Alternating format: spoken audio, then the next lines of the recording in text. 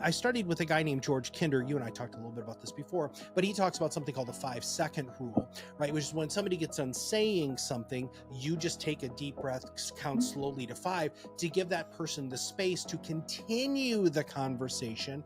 And when you do that, all of a sudden you get deeper and deeper and deeper really fast. And I think there's some neuroscience behind this. The more quiet you are and the more focus you put on the other person, the faster you build trust. Is that a fair statement? Yeah, because when we jump in, we always jump in and we don't create what I call the conversational space, so that we think that when people are quiet, they didn't hear us, they don't understand us, they don't know what we're talking about. But the truth of the matter is some people just might be internally processing it. You know, it's what I call the 149 rule of listening. We speak at 100 words a minute. We listen at 400, but we process at 900. And so as I am the client speaking to you, I get a little bit out of what I want to say, but I've got so much more back here that I want to say that doesn't come out necessarily in a clear pathway. But when you pause for a second, it gives me a time to regroup and think about the other things that I want to say. It's absolutely true. That's the neuroscience behind it.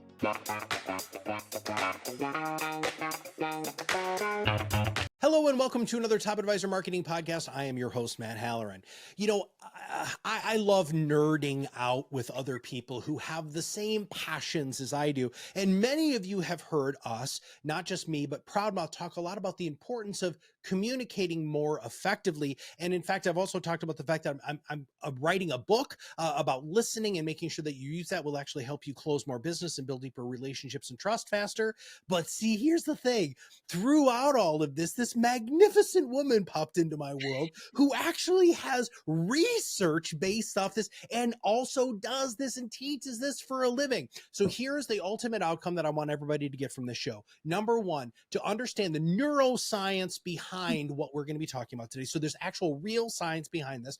Number two, identify some of the traps that a lot of us fall into when it comes to communicating. And then finally, what can you do, right? So how can you implement this stuff the minute you get done with this podcast in order to make it so that you're going to be even more successful? So Mary, welcome to the show. Oh, I'm so thrilled to be here and really excited to share with your audience a different way to think about conversations and the way that we communicate. So thank you for having me. I'm excited to share. Where do we begin? I mean, we have a lot of landscape to cover, sister. So I want to make sure that we hit as much as we can in 30 minutes. Where do you want to begin with your education, your research, and what you have done for a living? So we'll begin with a small snippet of my story. And that story goes is that I was an executive for 30 years, and some people I could talk easily with and some people I couldn't. I did what we're supposed to do. You're supposed to ask a few questions, listen, solve problems. And some went well, conversations, and some quite honestly just missed the mark. And I thought there's got to be a reason why. Why? Because I'm a nerd. I'm a research nerd. So they say, do this, do that. Don't talk too much, listen more. Well, it doesn't work. It doesn't work. So I discovered the neuroscience of conversation. That's what goes on in our brain when we interact with one another. Because a good conversation does not translate into a trust conversation, a trust-based conversation. And we know what goes in our brain. We can tap into the goodness of other people's brain and build trust. So on my way, I went to teaching executives at this work, beautiful work. And one day, a financial advisor came and said, well, I'd like to do this work. Now, Matt, I've had some experiences that were less than stellar, and I was a little skeptical. You know, I thought I'm never working with these guys again, these people again, because they don't get me. But, you know, when you're an entrepreneur and when you're on your own, he's paying the bill this time, not me, right? So I took him on, and he was warm, competent, really practicing the things that I was teaching him. And so one day he said, let me practice on you. And I thought, bring it on. I'm the expert. Like, bring it on. Show me how good you are. And you know what he did? He showed me how good he was, which ended up in me, the skeptic that I was, becoming his client, which was so fortuitous. And why did I become his client? Because he listened, he cared, he understood. He helped me he was my partner and helped me navigate the difficult decisions that I had to make. And you know what was so ironic about that? You know, things happen for a reason. 6 months after we had worked together, My husband passed away unexpectedly. And from that, I remember distinctly saying, like, who is going to help me? Who is going to be there for me? You do check the box and you do all the things that you're supposed to do. And when I was thinking about it, you know who came to my mind? Pat, my advisor. I knew he would be there. I knew he would be my sounding board. I knew he would help me. And I thought to myself, my light bulb went on. I said, well, what if I could teach other people how to do this?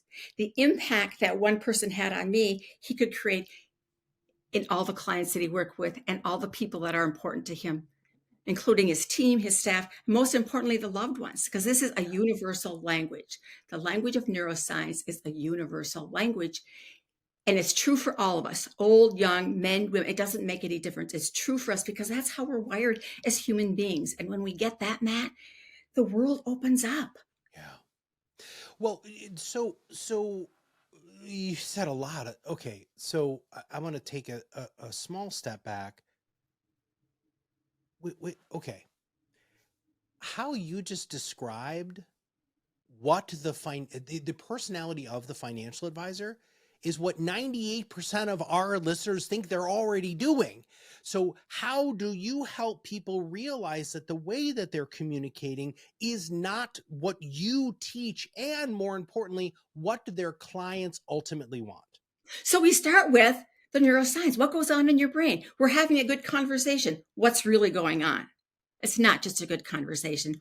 We're feeling warm. We're feeling connected. We're listening to one another. The brain opens up, floods us with oxytocin, which is where trust resides, and it opens up the conversation. I feel warm and accepted, and I can connect with you. Now consider a different conversation where it's going along fine. Something different is said. Your brain gets automatically triggered, floods with cortisol. You disconnect from what I'm saying because you're worried about what you're going to say next. You're worried about how you're going to correct me or reject me, or how you're going to tell me and set me straight. And so you're thinking about you and not me. And the thing is, if we're going to lead a trust-based conversation, we have to, as the leader of the conversation, operate from our prefrontal cortex, where we're open to listen, to create, to problem solve, to collaborate. And here's the trick. When we get into the red cortisol, it cancels out the prefrontal cortex. We can't even think. So have you been in a conversation where something was said and that's the response, like, I don't know what to think. I don't know what to say. I'm speechless. That's the effect. And so what I teach people, here's the basis. The conversations that you lead trigger the brain, either to shut down and be overrun by cortisol, or you can lead from a place where the green light, I call it the green light, the prefrontal cortex is open up. You're open to influence, and the people get it. You see, clients read your energy and your presence before you even say a word. So how do we create that calm presence? And once we do, then how do we follow through with presenting that to our clients?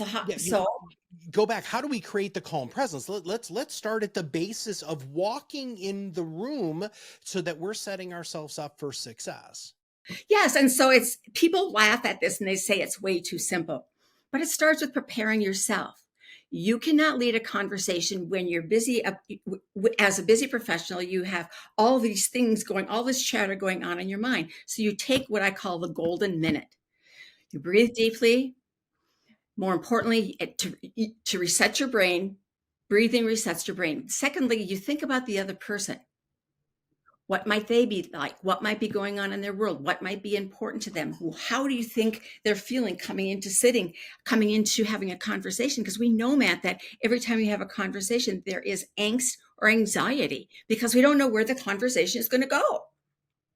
And so we're all, as a client walking in or as a team member walking in, I'm already on red. I'm already hijacked a bit.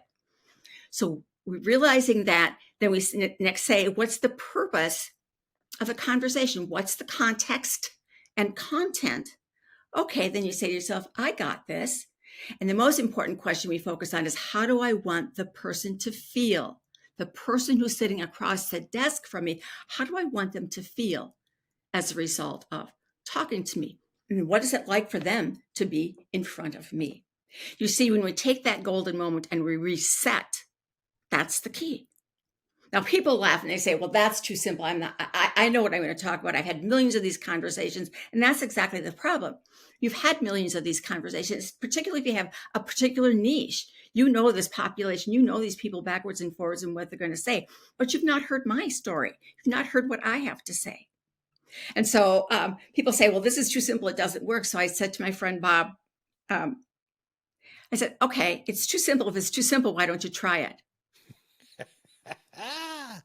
Yeah. So he said, I did it. And he said, I can't believe that it doesn't even take a minute. I can now just sort of relax and breathe into being totally present. Because when I show up, I'm relaxed, I'm calm. My body language follows my thoughts. My shoulders are back, I'm calm, nice smile, warmly greet people, whether it's on Zoom or in person, extend a welcome to them that's heartful and sincere. And all of a sudden, you see people like literally melt, because the next thing that we do is simply saying, I call it the $1 million opener. We open with an emotional connection that is as simple as, I'm really happy to see you. Oh, so pause there. You didn't ask a question there. You made a statement, because most people are going to default to, how are you doing today? What wasted conversation. Everybody they'll either say, how are you doing today? Or start into the small chit chat. I say, why waste that precious moment? Why not start by an emotional connection that's heartfelt and sincere? Because you know what that does to the person's brain? It triggers the green. It triggers them to be open. Like, they might not say anything, but they'll look at you and simply think, well, that's really nice. We start to set the conversational stage for safety, security, and comfort. And it is that simple. $1 million opening, my clients nickname that. It seems too simple. We don't prepare. We don't open with something so simple as, I'm happy to see you. I'm looking forward to sharing this time with you. What's going on in your world? Oh, about them. You see, it's all about them, all about them. And people are like, that's nice. No one ever does that. Stand out, be proud, be loud. Do something different, because that's what's going to set you apart, I believe. Yeah.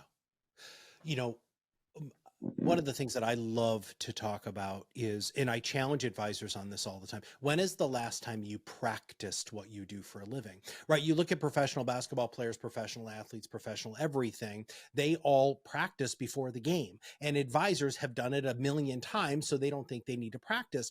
And part of that practice would, in what we're talking about here, is a mindfulness practice to make it so that you are recentering. So no matter what just happened with the appointment you just left, you aren't carrying that baggage with you into that, because, as you said, Mary, and I love that you said it, they're going to feel that, right? Now, so I have a whole bunch of podcasting and interviewing heroes.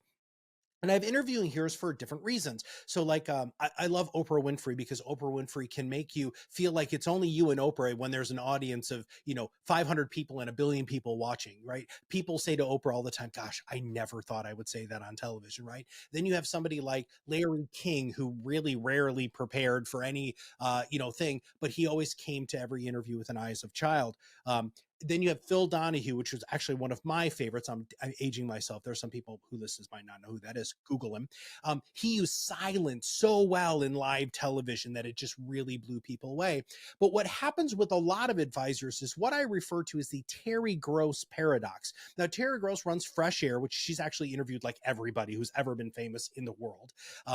And she knows so much. So Mary, here's where we're going. She knows so much that sometimes she talks more than she should in her interview, and advisors fall into this trap a lot. I know that there's neuroscience behind this, and you talk about this.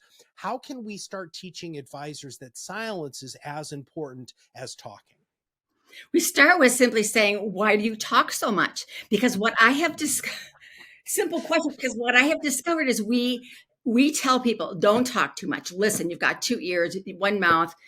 Listen 80% of the time, talk 20% of the time. So they know that, but they don't know why they talk so much. And why do they talk so much? Because something is triggered in their brain, and they sense that people aren't getting it. They sense that they have something more that's more important to say than what the client says. And that automatic trigger makes them talk more. And what happens is, the more we talk, the more we talk. We get a dopamine hit and we talk more. And so we talk and we talk, and out come the charts and the graphs, and it's all about us and how important we are and all the work we do. And here's our value statement. And and so the person sitting across from you gets sort of things like, oh my God, I didn't come here to get preached at. So what we do is we simply say, okay, so this is going on. What's the trigger that makes you talk so much? And once you know what that is, how do we begin to either ask a question? How do we begin to catch ourselves? It starts with the awareness of how the trigger about the awareness, and then how do we respond? And then craft something in your own words, voice, and personality that stops that. You see, I found that when advisors know that it's many times they say, well, you should do this, you should do that, you should do that. Well, they feel bad.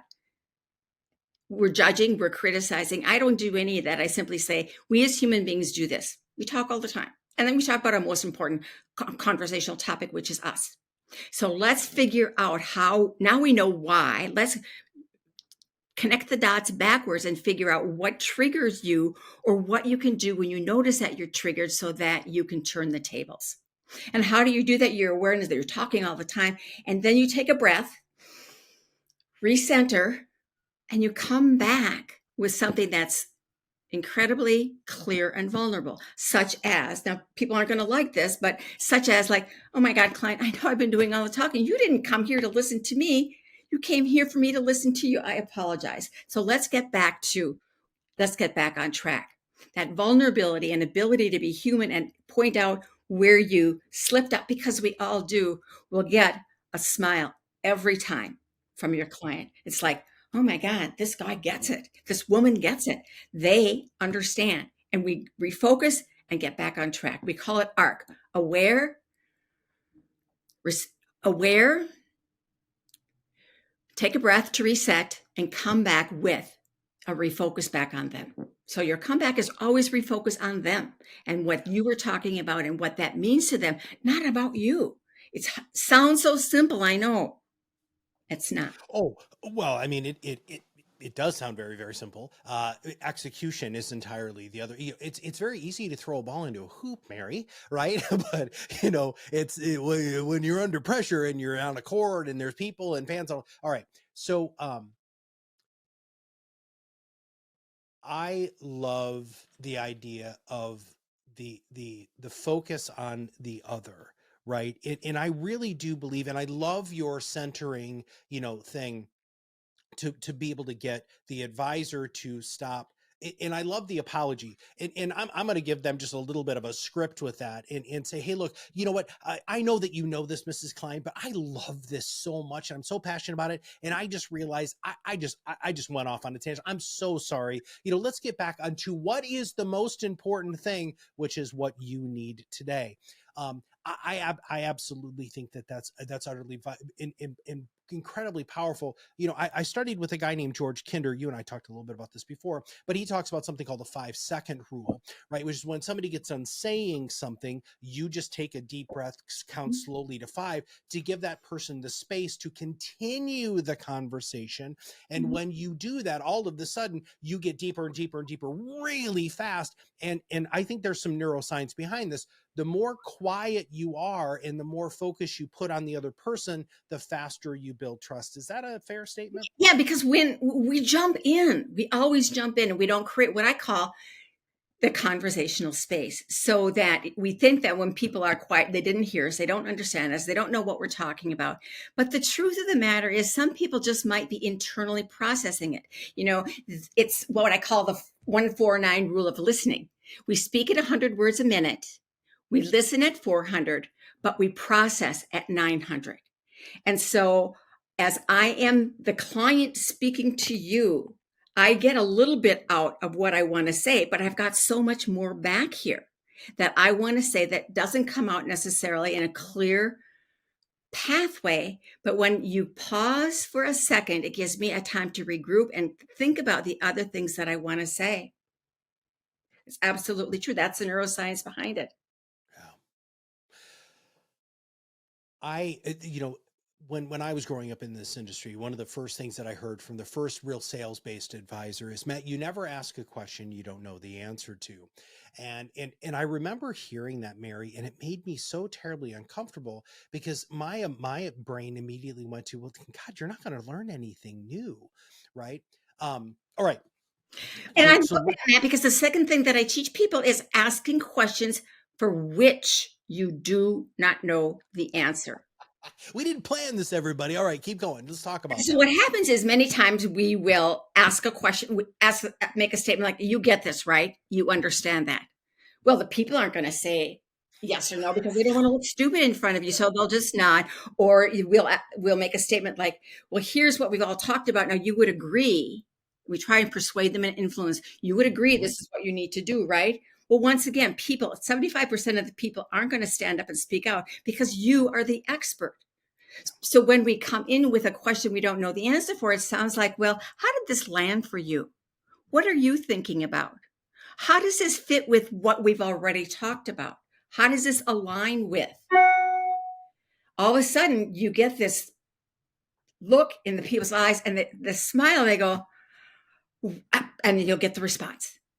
People fear doing that because you're going to get an answer and you may not know what to do with it. And if you're doing a good job, you may just get an emotional answer. And what do I do when people get emotional? Well, we want an Let them emotional, be emotional. but what do? We give them a box of Kleenex. We say, oh, well, it's not that bad.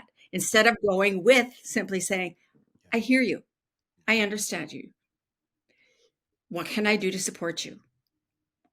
What are others doing to support you? How will this, how does this impact? So we take the empathy that we're feeling and turn it into compassion. And compassion is simply witnessing other people's story and standing with them to look at what the next thing is. And we don't have the control, they do. And that's what builds partnership. And that's what builds trust. When I know that I'm invited, I'm included, that you listen, that you ask questions that are relevant, specific to me. People say, what are the 20 best questions to ask? I look at them and I say, I don't know. What was said before? Well, I don't know. Well, you weren't listening. If you're not listening, you see how it all starts connecting. If you're not listening, you don't know what was said. You resort to, your list of 20 questions. They're not specific. They're not relevant. And people are going to look at you like, what are you talking? You didn't hear me. You didn't listen to me. And they check out. They're So gone. one of the things that I used to do as a therapist is, after I found myself talking more than I should, I would say, what did you just hear? And it was unbelievable what ended up coming out, because first law of communication is message sent is not necessarily message received. And I want to do one other quick tip that I heard from Jason Lahita at a PR company called Street Cred. And I went through my first PR training with him many moons ago. And one of the things that he said was, you should talk in 3-minute or 3-sentence bursts depending on how you're answering the question. And I remember being on with a journalist, Mary, early on in my career. And I was, if you give me parameters, I'm going to follow them, because I'm going to test them to make sure that, I'm doing it right, because I want to be good, right? I always want to improve. And I remember doing I think it was like maybe 6 or 7 sentences, just much less than 3 minutes. And I just got done. And the journalist was like, and I just stopped, because that's what he told me to do. Stop. And the journalist is like, what's going on? I was like, well, I was told that you might need to catch up with your notes, and I answered your question, so I'm just waiting to see where you want to go next. And because of that, Mary, I was in every major, I started making friends with these reporters, because like, oh my God, you're a gift. So now that's PR, right? So that's a little bit different, but that's so wildly applicable to our industry as financial services professionals. Just try to talk in those sound bites and see what they hear, and then the conversation guides itself. I'm going to say one other quick thing, and then I promise you I'm going to shut up. Okay, so here's the thing. I had a client many moons ago who was so proud, Mary, he had 3-hour client meetings. And I said, really, how long do you talk in the 3-hour client meeting? He says, over, probably 3/4 of the time. And I was like, first off, it's a terrible business model. Secondly, it's not very profitable. And thirdly, oh my God, you're driving your clients crazy. So, yeah. Yeah, because especially when we are, as financial people, the people that are coming to us don't know what they don't know. And so we're trying to overload them with all this information, thinking that we're giving them value. I have a really different point of view. The value we give them is the conversation that we lead, where there's enough space that we can succinctly and clearly, 3 sentences, make a statement. Let them respond. Let them respond. Because the truth of the matter is our brain checks out after 2 or 3 minutes. Yep. Some people even say after 90 seconds of on and on, it checks out, it doesn't hear, and they're gone. But more importantly, when they check out, when you're talking like that, people are already checking out. And what are they thinking?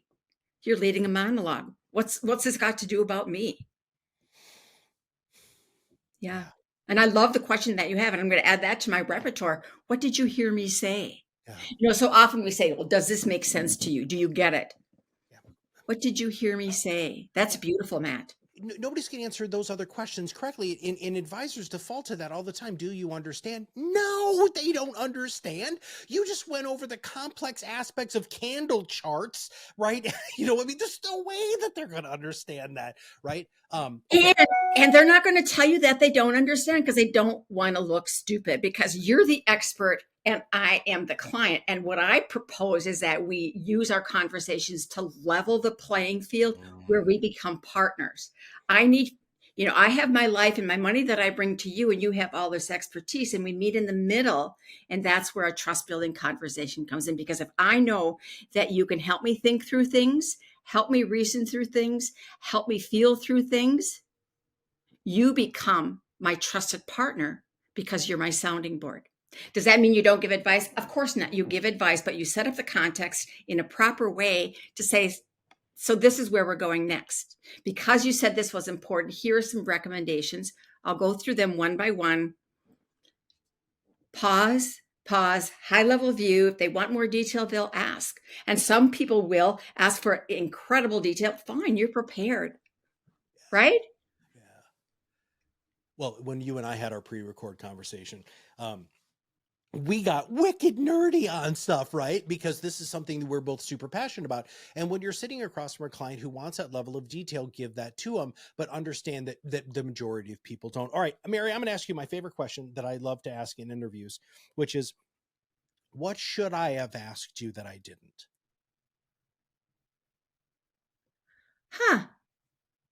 I think we've covered the basic premises of what I want to share with your audience, just enough to give them an idea that there is a different way to have a conversation. It's scientific, it's evidence-based, but the most important thing is that it works. And so when I was working with a firm of financial advisors, that's exactly what they said. They said, I know now how to quickly and ethically build trust that's very honest and full of integrity, because those are the values. And I just thought that's what I want to convey and to encapsulate. This is not a quick trick. This is not a fancy thing. This takes some deep inner work to understand yourself and what goes on in your brain. And when you do, then you can translate that to help people to express themselves and what's in their brain. And when you do that, Matt, you become partners.